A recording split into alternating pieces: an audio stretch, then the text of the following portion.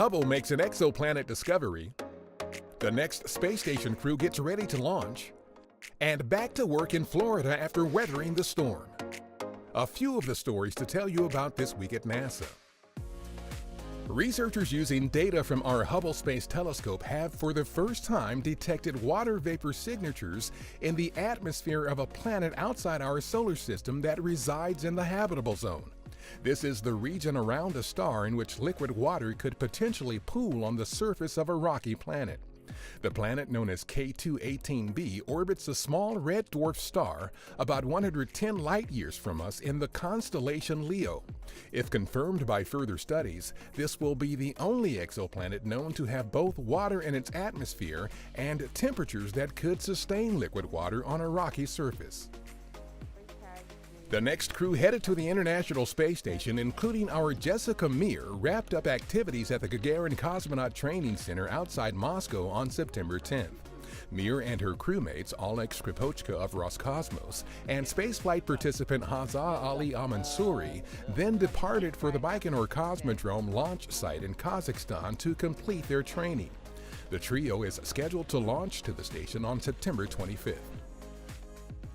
On September 10th at our Kennedy Space Center in Florida, the mobile launcher for our Artemis missions to the Moon began the 4-mile ride atop Crawler Transporter 2 back to Launch Pad 39B after being housed for more than a week inside the vehicle assembly building due to Hurricane Dorian. With the mobile launcher back in place at the pad, teams can resume validation and verification testing for our Artemis 1 mission, which they plan to complete in the coming weeks. Artemis 1 will be the first integrated uncrewed test flight of our Orion spacecraft, Space Launch System or SLS rocket, and the ground systems at Kennedy Space Center. Meanwhile, progress toward the launch pad for Artemis 1 continues for our SLS rocket and Orion spacecraft. SLS and Orion have moved from design and manufacturing to testing and assembly and integration. Some of the hardware has even been delivered to the launch pad at Kennedy. A new online animated video shows a breakdown of the parts that will make up the completed flight hardware for the mission.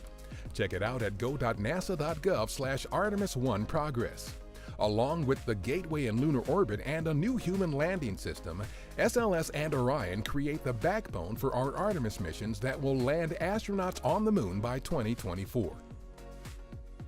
Radar data from our Cassini spacecraft were used in recently published research that suggests explosions of warming liquid nitrogen are responsible for the steep-rimmed craters encircling some of the methane-filled lakes on Saturn's moon Titan.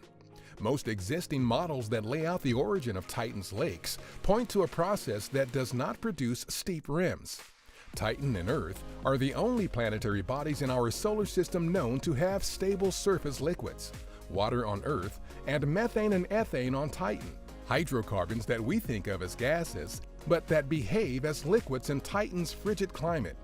The radar data were gathered during Cassini's last close flyby of Titan as the spacecraft prepared for its final plunge into Saturn's atmosphere 2 years ago. That's what's up this week at NASA. For more on these and other stories, follow us on the web at nasa.gov/twama.